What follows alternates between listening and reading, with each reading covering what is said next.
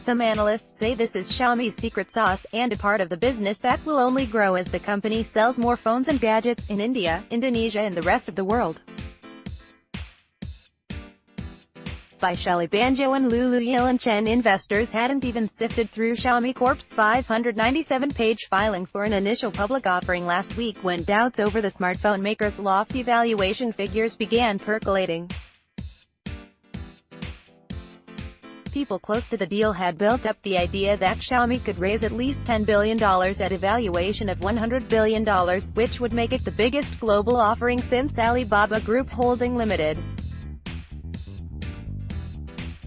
debuted in New York 4 years ago. Once investors got a peek at Xiaomi's actual numbers last week, however, a new number has been making the rounds. The valuation would be more likely to start around $60 billion to $70 billion, people familiar with the matter said, asking not to be identified because the process isn't public. It's not entirely clear whether potential buyers are backing at the initial $100 billion number, or whether bankers and executives are seeking to temper expectations so Xiaomi can enjoy higher first trading day pop. Estimates for the 8-year-old startup's valuation have fluctuated from $30 billion to more than $100 billion in anticipation of its IPO. What's clear is that this is partly due to mixed messages about what Xiaomi does. While 70% of revenue comes from selling smartphones, co-founder Chen insists that Xiaomi's real goal is to be an internet services company making money off ads and online games. Xiaomi is still an early-stage company with multiple businesses investors don't fully understand, said Haifeng Yu, an accounting professor at Hong Kong University of Science and Technology. With high uncertainty, there's a greater chance of a company getting overvalued. Internet companies such as Tencent Holdings Limited and Alibaba Group Holding Limited tend to fetch much higher multiples, 41 and 54 times 2017 earnings, compared with smartphone makers such as Apple Inc. and Samsung Electronics Co., which have price-to-earnings ratios of more than 18 and 8.76, respectively. Value Xiaomi's entire business using Tencent's 2017 price-to-sales multiple of 14, and giddy investors could assume a market valuation for Xiaomi at $250 billion based on numbers from Xiaomi's prospectus. Applying Tencent's price-to-earnings multiple of 41 to Xiaomi's total operating profit, and investors arrive at an $80 billion valuation. Looked at as a hardware maker, investors valuing Xiaomi using Apple's 2017 price-to-sales multiple of 3.5 will arrive at a $62 billion valuation. Applying Apple's price-to-earnings multiple to Xiaomi's total operating profit implies a $35 billion valuation.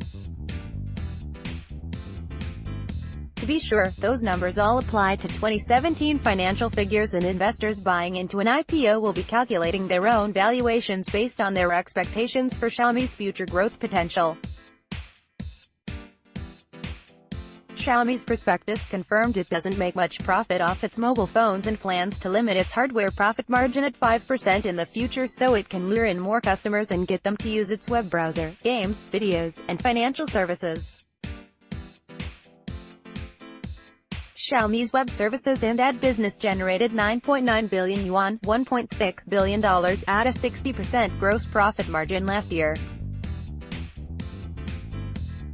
Some analysts say this is Xiaomi's secret sauce, and a part of the business that will only grow as the company sells more phones and gadgets in India, Indonesia and the rest of the world.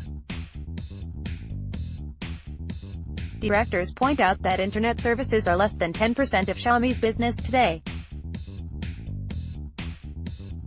Investors should only assign those Tencent-like multiples to a small sliver of the company's operations, according to Richard Windsor, a former Nomura telecom analyst and founder of independent researcher Radio Free Mobile. Based on different market multiples applied to Xiaomi's hardware, internet and other businesses, Windsor estimates that the company is worth $33 billion. U of Hong Kong University of Science and Technology said the debate is coming to a head now because there's no way for negative sentiment to be reflected in anticipated valuations. The only way to express negative opinion in the stock market is to sell shares you already own or sell short. Yu says, that's impossible ahead of an IPO, so all you're left with is positive opinions that can make a new company hard to value. Xiaomi to sell TVs at offline store. Stop TV makers closely tracking Xiaomi for a Xiaomi poised to become a billionaire factory, with its IPO. India accounts for 3 of Xiaomi's top 5 global sales channels.